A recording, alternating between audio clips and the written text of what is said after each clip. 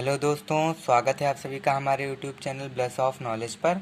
तो आज हम पढ़ने वाले हैं डायरेक्ट और इनडायरेक्ट के पार्ट सेकेंड यानी असर्टिव सेंटेंसेस के बारे में कि अगर डायरेक्ट स्पीच में, रिपोर्टेड स्पीच में अगर असर्टिव सेंटेंस दिया है तो हम उसे इनडायरेक्ट में कैसे चेंज करेंगे। तो हम आज इसके बारे में देखने वाले हैं। तो अगर आपने इसके पहले की वीडियो नहीं देखी है, जो कि इंट्रोडक्शन और उसमें बेसिक चीज़ें जो है उसमें हमने बताई थी, तो आप वो हमारे चैनल पर जाकर देख सकते हैं, क्योंकि उसके बिना ये थोड़ी डिफ़िकल्ट लगेगी। तो आइए हम इस वीडियो को शुरू करते हैं। इसमें कुछ नियम हैं, जैसे इन वाक्यों को डायरेक्ट से इनडायरेक्ट में बदलते समय निम्नलिखित परिवर्तन होते हैं। जैसे से टू के स्थान पर हम क्या लिखते हैं? टेल लिखते हैं। अगर कहीं से टू दिया है तो उसके स्थान पर टेल लिखेंगे। हमने आपको पहले भी बताया था कि हम से टू को टेल में नहीं बदलते हैं, हम से को टेल में बदलते हैं, पर टेल के साथ में टू नहीं लगता है, इसलिए हम इसे टेल ही रहने देते हैं। ये हमने आपको पहले बताया था। तो से टू के स्थान पर हम टेल लिखते हैं, सेज टू के स्थान पर टेल्स और सैड टू के स्थान पर टोल्ड। ये टू कब लगेगा? जब हमें ऑब्जेक्ट दिया होगा तभी ये टू लगेगा। इसलिए ऑब्जेक्ट दिया होने पर हम से टू को टेल में, सेज टू को टेल्स में और सैड टू को टोल्ड में लिखते हैं। और दूसरा परिवर्तन, कॉमा तथा इन्वर्टेड कॉमास के स्थान पर यहाँ पर हम कंजक्शन दैट का प्रयोग करते हैं। अगर हम जैसे यहाँ इस सेंटेंस में हम देख रहे हैं, कॉमा इन्वर्टेड कॉमा के स्थान पर हम यहाँ कंजक्शन किसका प्रयोग करेंगे? दैट का, दैट कंजक्शन का प्रयोग करेंगे। और शेष परिवर्तन पूर्ववत होता है। हमने 5 परिवर्तन बताए थे। पहला परिवर्तन हमने बताया था कि यहाँ पर अगर से और सैड के साथ अगर ऑब्जेक्ट दिया है तो हम इसे यहाँ पर इसके अनुसार चेंज करेंगे। दूसरा परिवर्तन था कॉमा इन्वर्टेड कॉमास के स्थान पर कंजक्शन लिखना, तो वो भी हमने यहाँ पर बात कर ली है। और तीसरा परिवर्तन था प्रोनाउंस में परिवर्तन। तो प्रोनाउंस में परिवर्तन हमने इसके पिछली वीडियो में उसके बारे में भी बात कर ली है कि किस प्रकार प्रोनाउन में परिवर्तन होता है। चौथा परिवर्तन था हमारा टेंस में परिवर्तन। तो अगर यहाँ पर जो रिपोर्टेड वर्ब है, अगर ये पास्ट टेंस में है तो ही रिपोर्टेड स्पीच के टेंस में परिवर्तन होगा, अन्यथा नहीं होगा। और पांचवा और आखिरी परिवर्तन होता है समीपता सूचक शब्दों में परिवर्तन। तो हमने इतने परिवर्तन देखे हैं। तो इसमें हमने देखा 2 परिवर्तन, से टू के स्थान पर टेल, सेज टू के स्थान पर टेल्स और सैड टू के स्थान पर टोल्ड तथा कॉमा इन्वर्टेड कॉमास के स्थान पर दैट का प्रयोग करते हैं असर्टिव सेंटेंसेस में। और शेष परिवर्तन क्या होते हैं? पूर्ववत होते हैं। हम कुछ एग्जाम्पल के तरीके से इसे समझते हैं। एग्जाम्पल से कुछ, जैसे the teacher sad, comma inverted comma, Brijesh is a good boy. तो हम लिखेंगे द टीचर, क्योंकि इसमें कोई परिवर्तन नहीं होता है, द टीचर सैड, ऑब्जेक्ट नहीं दिया है तो हम इसे सैड ही रहने देंगे, सैड। अब कॉमा इन्वर्टेड कॉमा के स्थान पर हम क्या लिखेंगे? दैट। कॉमा इन्वर्टेड कॉमास के स्थान पर हम क्या लिखेंगे? दैट। ब्रिजेश, ब्रिजेश नाउन है तो नाउन में कोई परिवर्तन नहीं होता है, that Brijesh was a good boy. Tense में परिवर्तन क्यों हुआ? क्योंकि यहाँ पर हमने क्या, ये एक पास्ट टेंस का वर्ब है, इसलिए हम यहाँ पर इसके जगह पर वाज कर देंगे, लास्ट में फुल स्टॉप। टेंस ये यहाँ इसलिए चेंज हुआ क्योंकि रिपोर्टेड वर्ब क्या है, किस में है? पास्ट टेंस में है, इसलिए। आइए अब दूसरा एग्जाम्पल इसका देखते हैं। The milk man says to me, comma inverted comma, my cow does not give much milk. तो इसको हम इनडायरेक्ट में चेंज करेंगे, the milk man says to, इसके साथ क्या दिया है? ऑब्जेक्ट दिया है। ऑब्जेक्ट दिया होने पर सेज के साथ क्या लगता है? टू लगता है। तो हमने यहाँ पर अभी देखा था कि सेज टू के स्थान पर हम क्या लिखेंगे, टेल्स लिखेंगे। तो यहाँ इसी तरह हम सेज टू के स्थान पर क्या लिख देंगे, टेल्स लिख देंगे। Tells me, comma inverted commas के स्थान पर कंजक्शन दैट का यूज होगा। That my, my first person का प्रोनाउन है और ये किस केस में आता है, ऑब्जेक्टिव केस में, इसलिए हम इसे इसके सब्जेक्ट यानी द मिल्क मैन, सब्जेक्ट क्या है, द मिल्क मैन के अकॉर्डिंग अगर चेंज करेंगे तो यहाँ पर आएगा that his cow, that his cow does not. यहाँ पर रिपोर्टेड वर्ब में सब्जेक्ट क्या है, सब्जेक्ट है यहाँ पर सब्जेक्ट नहीं, ये रिपोर्टेड स्पीच में ये वर्ब क्या है, वर्ब है यहाँ पर हमारा प्रेजेंट टेंस में। तो हम इसके टेंस में कोई परिवर्तन नहीं करेंगे और ये ऐसे ही रहेगा। His cow does not give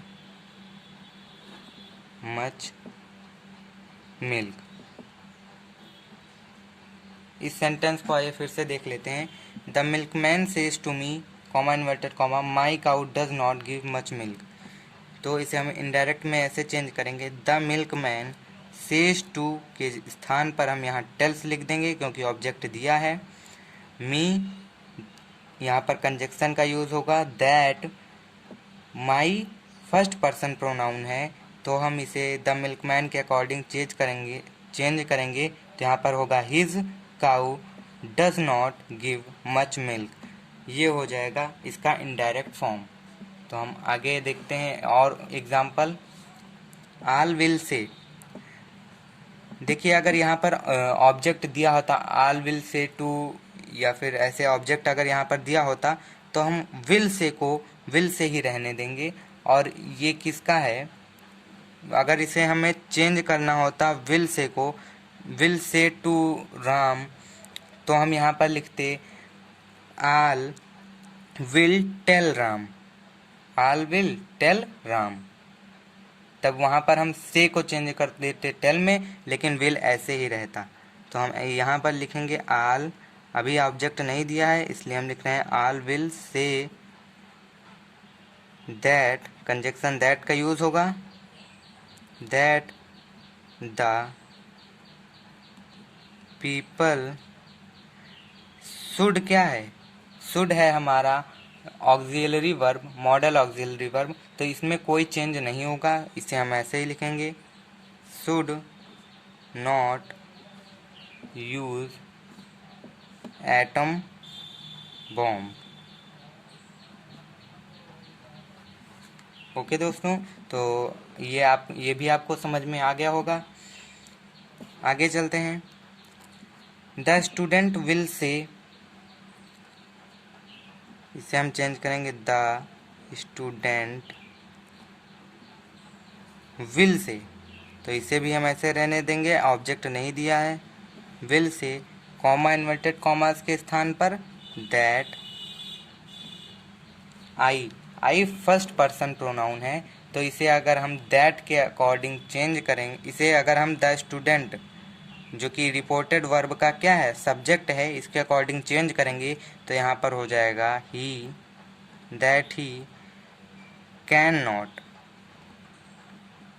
do this. नहीं लिखना है यहाँ पर हमें, क्योंकि दिस क्या है, एक समीपता सूचक शब्द है, तो दिस को हम चेंज कर देंगे दैट में, क्योंकि हमने देखा था कि समीपता सूचक शब्दों में दिस को हम दैट में चेंज कर देते हैं। That question, the student will say that he can not do that question. अब यहाँ पर हमने कैन नॉट को कुड नॉट क्यों नहीं लिखा, क्योंकि यहाँ पर जो रिपोर्टेड वर्ब में जो ये वर्ब दी है ये किस में है, फ्यूचर टेंस में, और प्रेजेंट या फ्यूचर टेंस में होने के कारण इसे हम कैन नॉट को कैन नॉट ही रहने देंगे, कुड नॉट नहीं लिखेंगे। तो आइए चलते हैं आगे कुछ और रूल्स इसके बारे में। यहाँ पर कुछ और रूल्स हैं कि अगर मान लीजिए हमें ऑब्जेक्ट ना दिया हो और हमें रिपोर्टेड स्पीच में क्या हो, सेकंड पर्सन का ऑब्जेक्ट दिया हो, क्योंकि हम सेकंड पर्सन को किसके अकॉर्डिंग चेंज करते हैं, ऑब्जेक्ट के अकॉर्डिंग, और ऑब्जेक्ट हमें दिया ही नहीं रहेगा, तो हम उस सेंटेंस को कैसे इनडायरेक्ट में चेंज करेंगे वो हम देखेंगे। रिपोर्टिंग वर्ब, ये है रिपोर्टिंग वर्ब का subject first person, reporting verb का सब्जेक्ट फर्स्ट पर्सन प्रोनाउन होने पर रिपोर्टिंग वर्ब का ऑब्जेक्ट थर्ड पर्सन मानते हैं। रिपोर्टिंग वर्ब का ऑब्जेक्ट फर्स्ट पर्सन होने पर रिपोर्टिंग वर्ब का ऑब्जेक्ट जो है वो हम क्या मानते हैं, थर्ड पर्सन।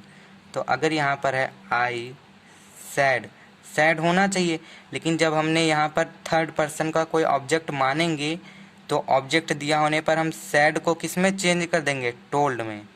आई टोल्ड, अब हमें थर्ड पर्सन का ऑब्जेक्ट मानना है तो हम यहाँ पर हिम ऑब्जेक्ट मान रहे हैं। आई told him that, I told him comma inverted commas के स्थान पर दैट यू, यू को हम किसके अकॉर्डिंग चेंज करेंगे, हिम के अकॉर्डिंग। तो यू यहाँ पर क्या है, सब्जेक्ट, तो हम हिम का सब्जेक्ट देखेंगे, सब्जेक्टिव केस क्या होगा यहाँ पर, ही।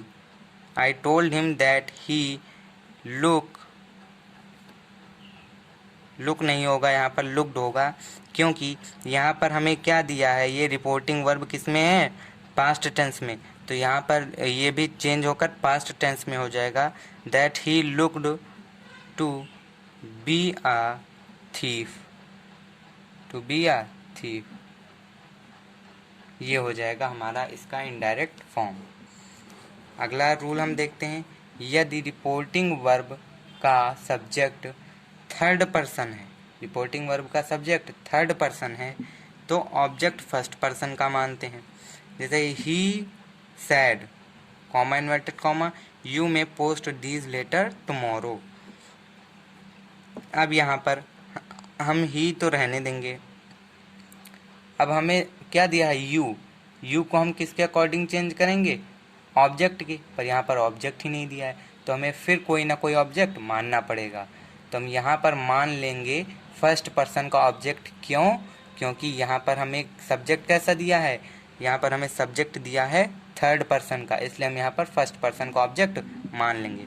तो ही, अब सैड को हम क्या लिख देंगे, टोल्ड लिख देंगे, ही टोल्ड, क्योंकि यहाँ पर हमने ऑब्जेक्ट मान लिया है। He told me that, you को हम मी के अकॉर्डिंग चेंज करेंगे तो क्या हो जाएगा, आई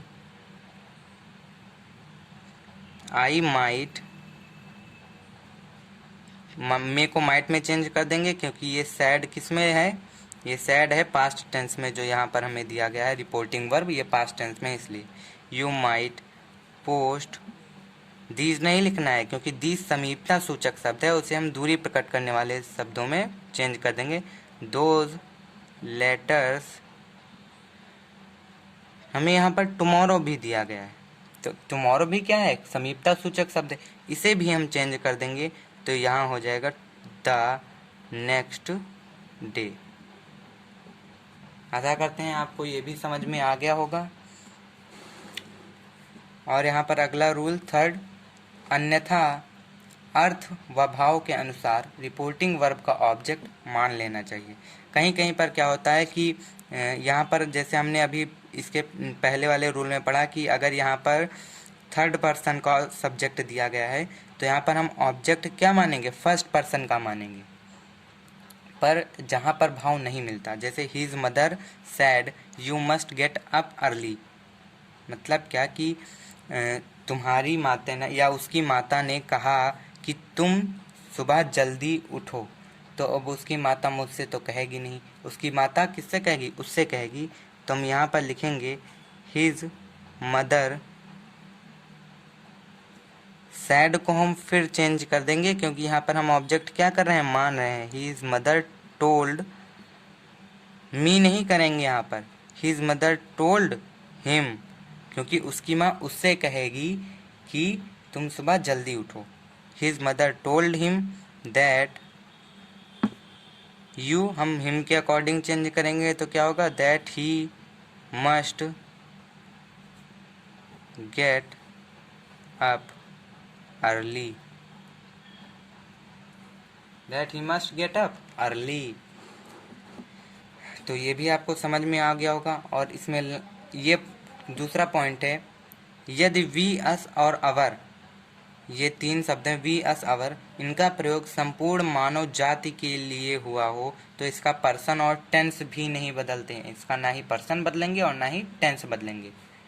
ये ध्यान देना आप कि अगर वी, अस और अवर का प्रयोग संपूर्ण मानव जाति के लिए हुआ हो तो इसका पर्सन और टेंस नहीं बदलते हैं। जैसे the saint said we are mortals, तो यहाँ पर हम लिख देंगे द सेंट, ऑब्जेक्ट तो दिया है नहीं और यहाँ पर हमें मानने की भी ज़रूरत नहीं है, क्योंकि वी चेंज किसके अकॉर्डिंग होता है, सब्जेक्ट के अकॉर्डिंग। ये फर्स्ट पर्सन का है, लेकिन हमें यहाँ चेंज भी नहीं करना था, चेंज भी नहीं करना था। द सेंट सैड दैट, ना यहाँ पर हमें पर्सन चेंज करना है ना ही tense, that we are mortals, कि हम क्या हैं, हम नासवान हैं। ये हो गए आपके कुछ एग्जाम्पल। तो हमने इसके बारे में जान लिया, हम कुछ एक्सरसाइज भी देख लेते हैं इसका। The boy said to Mahmood, तो हम यहाँ इसे चेंज करेंगे, द बॉय सेड टू को किस में चेंज कर देंगे, टोल्ड में। The boy told Mahmood, comma inverted commas के स्थान पर that the kite has gone, तो हम लिख देंगे द काइट हैज़। चूँकि यहाँ पर हमें क्या दिया गया है, रिपोर्टिंग वर्ब पास्ट टेंस में, इसलिए हम इसे किस में कर देंगे, पास्ट टेंस के परफेक्ट टेंस में इसे हम चेंज कर देंगे। तो हैज़ के स्थान पर क्या हो जाएगा, हैड हो जाएगा। The kite had gone. आगे हम देखते हैं, the old man said to his son, तो हम इसे चेंज करते हैं, the old man said to के स्थान पर told his son, comma inverted commas के स्थान पर दैट, यू हम हिज सन के अकॉर्डिंग चेंज करेंगे तो क्या हो जाएगा, दैट ही, क्या हो जाएगा, ही shall have, he shall have. लेकिन देखिए दोस्तों, हमें यहाँ पर इसका क्या चेंज करना है, हमें यहाँ पर इसका टेंस चेंज करना है, क्योंकि ये रिपोर्टिंग वर्ब किस में दिया है, पास्ट टेंस में। तो हम यहाँ पर शैल के स्थान पर शुड लिख देंगे। क्या लिख देंगे, शुड हैव अनदर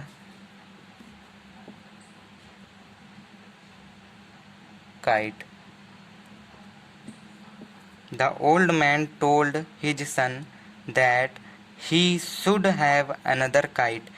यू के साथ शैल और शैल हमेशा लगता है फर्स्ट पर्सन के साथ, पर जहाँ पर हम दृढ़ संकल्प दिखा रहे हों तो वहाँ पर शैल लगा देते हैं हम थर्ड पर्सन और सेकंड पर्सन के भी साथ।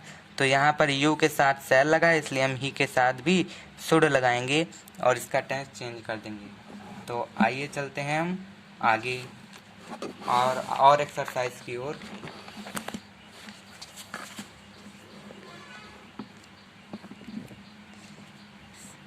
Satakshi said to her husband, comma inverted comma, today I shall prepare good sweets for you।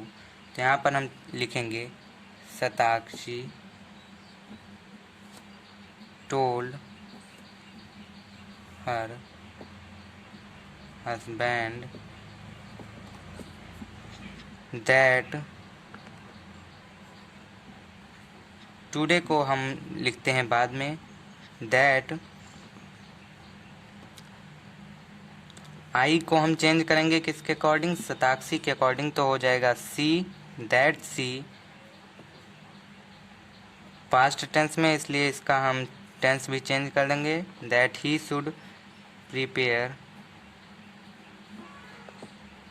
Good sweets for you. You को हम किसके अकॉर्डिंग चेंज करेंगे, ऑब्जेक्ट, तो यहाँ पर हो जाएगा दैट ही, नहीं यहाँ पर हो जाएगा दैट फॉर हिम और टुडे को हम चेंज करेंगे दैट डे में। किसमें? दैट डे में। तो आशा करते हैं आपको ये समझ में आ गया होगा। तो इसके आगे की एक्सरसाइज हम आपके एक्सरसाइज के लिए छोड़ दे रहे हैं। आप इसे घर पर ट्राई कीजिएगा, जिससे आपकी प्रैक्टिस भी हो जाएगी। और अगर आपको आता हो तो आप इसे कमेंट बॉक्स में ज़रूर इसे करके बताएं। तो आप इसका स्क्रीनशॉट चाहे तो ले सकते हैं।